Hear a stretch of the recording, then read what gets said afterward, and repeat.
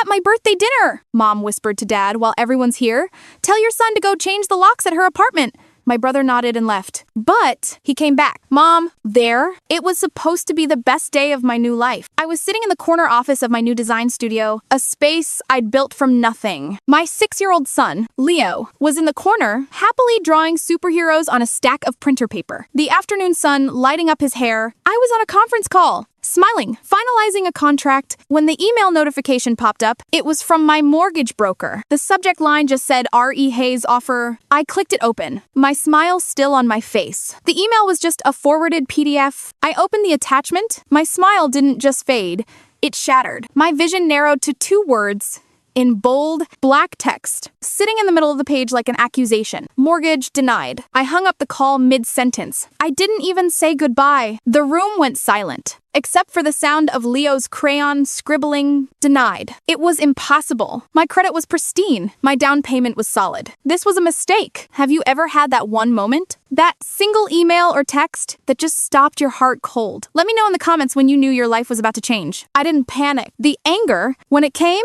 wasn't hot. It was ice. It was a cold, sharp clarity that pushed all the air out of my lungs. I dialed the mortgage broker, David. I said, my voice flat. What is this? He sounded flustered, confused. Olivia, I have no idea. I ran your numbers last week. You were perfect. But the final credit report just came back. It says you're over-leveraged. Your credit is, Olivia, it's shot. It says you're in default. Default on what I pay everything on time. I don't have any loans except my car. This says you do, he said, his voice dropping. It says you're the primary guarantor on a commercial loan that's just gone into arrears. This is big. Olivia, you need to call the bank's fraud department. Now, I hung up and dialed again. My fingers felt steady. Precise, I was transferred twice. Each time the hold music sounded more and more like a threat. Finally, a clinical-sounding woman picked up fraud and risk management. How can I help you? I explained the situation. I gave her my social security number. I could hear her typing. There was a long pause. Ma'am, she said, and her professional tone slipped. This doesn't appear to be fraud. I'm sorry. What? It's a $1.5 million commercial loan co-signed by you 10 months ago. The loan holder just defaulted on their last payment, which means the debt now falls to you $1.5 million. The number didn't even sound real. It was an abstraction, a joke. I never co-signed anything. I whispered, I've never even seen that much money. Ma'am, we have your signature and your social security number on the guarantee. The agent said, the loan was for a company called Hayes Properties. The ice in my veins cracked. Hayes Properties. My father's company. My family. The agent was still talking. Ms. Hayes, because you're the guarantor, your credit is... I cut her off. The fog of confusion vanished, replaced by a cold, hard certainty. I wasn't a victim. I was a target. Freeze my credit. I said, ma'am, freeze my credit. Freeze my social security number. Freeze everything associated with my name. Right now, I can do that, Ms. Hayes. But I advise, do it. I hung up the phone and stood there, staring at my son, who was blissfully unaware, humming to himself. My family hadn't just betrayed me. They had used me as a shield, and they had just found out what happens when that shield decides to fight back. $1.5 million. My mind flashed back to 2 weeks ago, to the party. The memory, which had been so bright, now felt like a cruel, calculated lie. It was at my townhouse, the one I'd bought with my own money, a down payment I'd scraped together for years. I was celebrating the National Design Award I'd just won, a moment that felt like the culmination of my entire career. My friends were there. The house was full of laughter and music. And my family was holding court. My mother, Cynthia. I stood in the center of the living room, glass raised. She was wearing a silk dress that probably cost more than my first car, radiating a kind of polished, expensive control. A toast, she announced, and the room quieted. I smiled, thinking she was finally going to acknowledge me. I was wrong. To our son, Ryan, she beamed, looking at my older brother, Ryan, who worked as a vice president at our father's company. Ryan, who had never built anything himself, just inherited a title. He just closed the new $250,000 deal for the company. We are so proud of what he's building. The room applauded politely. Ryan looked self-conscious, but he soaked it in. This is the dynamic of my family, and it has been for 30 years. I am the scapegoat, and he is the golden child. In our family, there are 2 paths: obedience or independence, Ryan chose obedience. His entire career, his salary, his self-worth, it was all a gift from our father. I chose independence. And to my mother, that wasn't just a choice. It was a rejection, a personal insult. She finally turned to me, her smile tightening just a fraction. She walked over and patted my hand, a gesture that was meant to look like affection but felt like a dismissal, and a toast to Olivia. Of course, she said, her voice dripping with condescension. For her, her little art prize. It's just so nice that you have a hobby. Dear, it keeps you busy. Her little art prize, my National Design Award. The room went quiet. My friends looked at the floor, embarrassed for me. I just smiled. That hard, plastic smile I'd perfected over 2 decades. I'd learned long ago that her resentment was a given. My success wasn't a reason for her to be proud. It was a reminder that I had a life she couldn't control. Later, my father, Mark, cornered me by the kitchen. He had that same look of impatient disappointment he always wore when he looked at me. This townhouse is nice. Olivia, he said, gesturing vaguely, but it's small. It's a starter home. When are you going to stop playing artist and have Ryan find you a real job at the company? It's time to come home. I have a real job. Dad, I own the company. He just sighed. Like I was a lost cause. It's not the same. Olivia, it's not legacy. Now, sitting in my office, the echo of that party felt chilling. They weren't just condescending to me. They weren't just belittling my success. They were distracting me. While they were patting my hand, calling my life's work a hobby, they were actively using my name, my credit, and my future as collateral for their failing legacy. They didn't just resent my independence. They were financing their empire with it. I stood there in my office, the silence of the room roaring in my ears. The shock from the bank call had passed. Now, there was just a quiet, humming vibration in my chest. It wasn't fear. It wasn't sadness. It was an engine.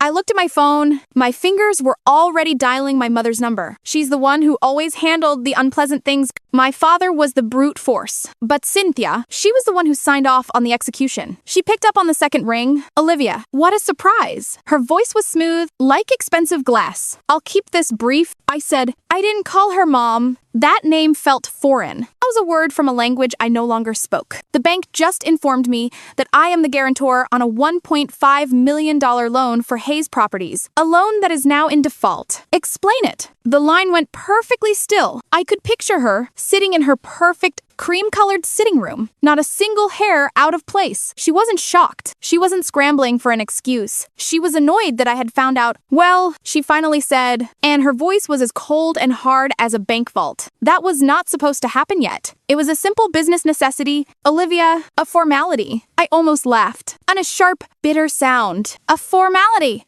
You forged my signature. You used my social security number. You destroyed my credit and tanked the mortgage for my new home. That's not a formality. Cynthia, that's a crime. I heard a muffled sound, the phone being grabbed. Then my father's voice exploded into my ear. You listen to me. Olivia, you have no idea what you're talking about.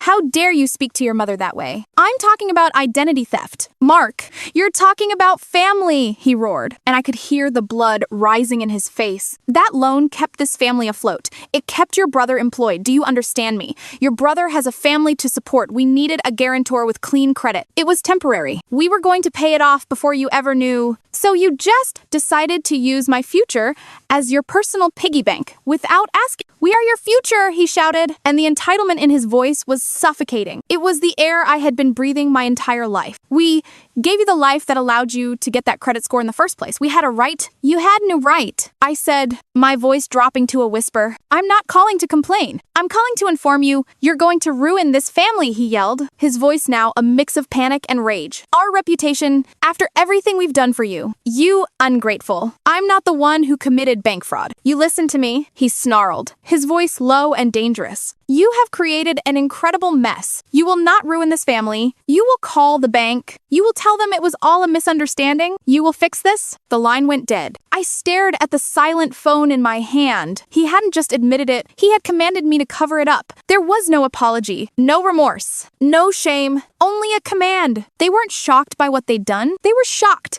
that I had finally stopped playing along. I looked at Leo, still humming, still drawing his superheroes. I was protecting him now. This wasn't a family dispute. This was a balance sheet, and I was $1.5 million in the red. I picked up my phone again. I didn't call the bank. I called the police. I didn't cry. I didn't scream. I didn't call my friends to break down after my father hung up. I just sat there in the quiet of my studio, the hum of the server rack in the corner.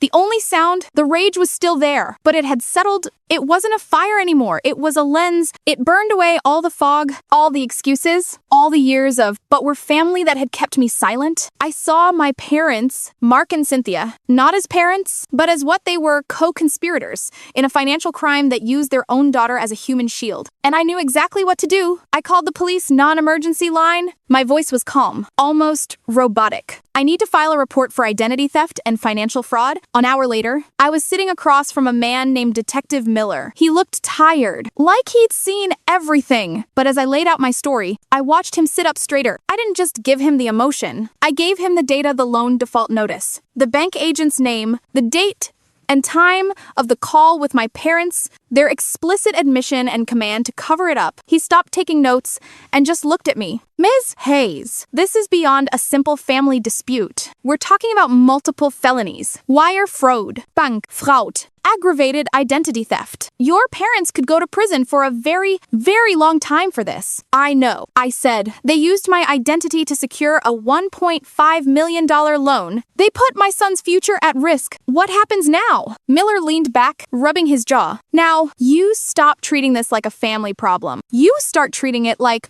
what it is, a major financial crime. You don't just need a cop. Miss Hayes, you need a shark. I know one. He scribbled a name and number on a card. La Virdias. She specializes in high-stakes financial litigation. She's expensive. She's ruthless. And she hates men like your father. Tell her I sent you. The next afternoon, I was sitting in an office that felt more like a fortress. All glass and steel. Overlooking the city, Lawyer Diaz was a woman in her 40s. Sharp, impecable, and with eyes that didn't just look at you, they audited you. I told her the story again. This time, I didn't falter. I was precise. I gave her the timeline, the bank statements, the default notice. She didn't react. She just listened. Herr Fingerstiepel. When I finished, she was silent for a full minute. They're sloppy. She finally said, "I blinked." That's not what I was expecting. Oh, the crime is impressive in its sheer audacity, she said, a small, cold smile playing on her lips. But they got greedy. They used you, their independent, successful daughter with perfect credit, as a guarantor, thinking you'd be too emotionally compromised to ever fight back. They were counting on your shame. They were counting on your loyalty. That's their mistake. She stood up and walked to the window. So, let's be very clear. Olivia, this isn't a family dispute. You're not working things out. You are the victim of identity theft via fraud and bank fraud. Your parents are the perpetrators. Our job isn't to get you an apology. Our job is to make you whole and make them accountable. What do? I asked. Her smile widened. We don't defend. We attack. We file a full report with the Financial Crimes Unit, attaching my name to yours. We file a civil suit against Mark, Cynthia, and Hayes Properties. Not just for the loan amount, but for punitive damages, credit damage, and emotional distress. We freeze their assets before they can hide them. We make it so toxic for them to be in business that the only way out is to sign a full confession, sell their assets, and make you whole. We will dismantle them piece by piece, using the very laws they broke. I felt a chill run down my spine, but it was a good one. It was the chill of power. They'll be served by tomorrow morning, she said, tapping her pen. I assume you're okay with that. I thought of my mother's condescending toast, my father's roar, the $1.5 million hanging over my son's future. Yes, I said, I'm okay with that. 2 days later, the attack was in motion. The lawsuit was filed. The Financial Crimes Unit had a case open. I'd expected to feel something, anxiety, guilt, maybe even fear. I felt nothing. I felt a strange, cold, calm. I took Leo to the park. I finished the deliverables for my biggest client. I was making dinner just a normal Tuesday night when my phone buzzed. It was Lawyer Diaz. Olivia, are you sitting down? She asked. Her voice wasn't warm. It never was. But this time, it had an edge to it. A sharpness, like a hunter spotting prey. I'm fine. What is it? It's worse than we thought, she said, but infinitely better for us. I've been digging into the loan origination documents, the original guarantee your parents forged. And I was looking at the notary stamp, the person who supposedly witnessed your signature and verified your identity. A chill went through me. You think they faked that too? Oh, I know they did. Diaz said, but they were sloppy, arrogant. They used a name, a Jacob. I frowned, chopping a carrot. I don't know any Jacob. You do now. His full name is Jacob Vance. Does that name mean anything to you? No? I said, should it? There was a pause. His father, Diaz said, voice dropping, was Robert Vance. The carrot knife stopped mid-air. Robert Vance. The name was like a ghost from my childhood. He was my father's original business partner, the one my father always talked about with a mix of pity and contempt. Bob Vance. He'd say, good man, but he couldn't keep up. Had to buy him out for pennies just to save the company. Robert Vance. The one my dad bought out in the 90s. I whispered. The one your dad bankrupted. Diaz corrected, her voice like steel. The one who died 5 years later of a heart attack. Completely broke. I pulled the old case files. Your father systematically bled him dry, then forced a buyout that was less than 10% of the company's value. My God. I sat down at the kitchen table. They didn't just use a fake notary. Olivia. Diaz continued, the excitement in her voice barely concealed. They used the wrong fake notary. They used the son of the man they'd already destroyed. I couldn't breathe. The sheer, towering arrogance of it. My parents, so secure in their power, they thought they could just pluck a name from their past, a victim's name, and use it for their crime, never imagining it would be checked. Or maybe it was a message. A sick, private joke. What does this mean, I asked. It means your father didn't just commit fraud. He committed fraud and involved the one person on Earth who has a documented, decades-long motive to destroy him. Jacob Vance isn't just a name on a paper. Olivia. He's a witness. He's a co-conspirator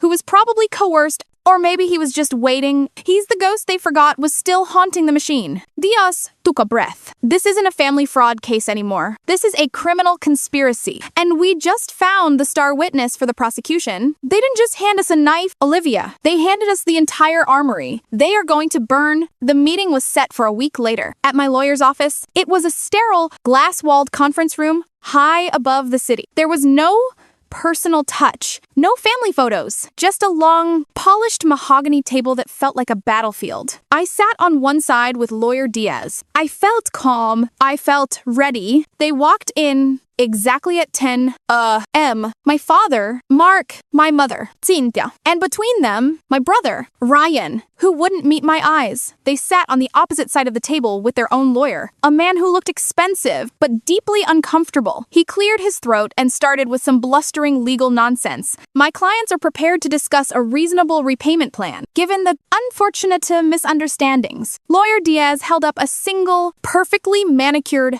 hand. The man's voice just stopped. No, Diaz said, her voice cutting through the silence. We're not here to discuss We're not negotiating. You're not in a position to offer anything. I'm here to tell you what is happening. She opened a file. She didn't look at my parents. She looked at their lawyer. Let's review the facts, she said. She slid a document across the table. It was a high-resolution scan of my signature on the loan guarantee. Exhibit A, a forgery, and a bad one at that. Confirmed by 2 independent handwriting experts. That's strike 1. My father started to speak, a low growl. Now you listen here. Diaz ignored him. But this, she said, sliding a second document over. This is my favorite part. It was a signed, sworn affidavit from Jacob Vance. I watched my mother's face. Her eyes scanned the page. And for the first time in my 30 years of life, I saw her polished, perfect mask of control shatter. Her face didn't just drain of color. It collapsed. Mr. Vance, Diaz continued, was more than happy to provide a detailed statement how your P.I. persuaded him to notarize a document he never witnessed. How he's been waiting 20 years for this. How he has already met with the district attorney's office regarding his own lawsuit based on his father's case. Mark looked like he'd been shot. Ryan stared at the table, his face white. Their lawyer was speechless. Cynthia's facade was gone. The polished socialite was replaced by a desperate, frightened woman, her eyes wide and red, and flew to me. Olivia, she whispered.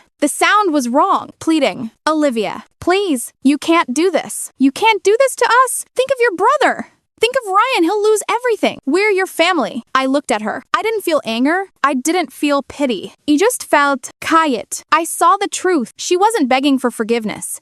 She was begging to escape the consequences. I leaned forward, and the room felt like it held its breath. I am thinking of my family. I said, my voice low and clear. I'm thinking of my son, Leo, the one whose future you forged away to protect him. I nodded at Ryan, who flinched like I'd slapped him. I'm not here for an apology. Cynthia, I said, I'm not here for you to finally understand what you did. I am long past needing closure from you. Closure would mean I still value your opinion. I don't. I let that hang in the air. I'm only here, I continued, for clarity. And the clarity is this. You are criminals, and I am done being your victim. Dios.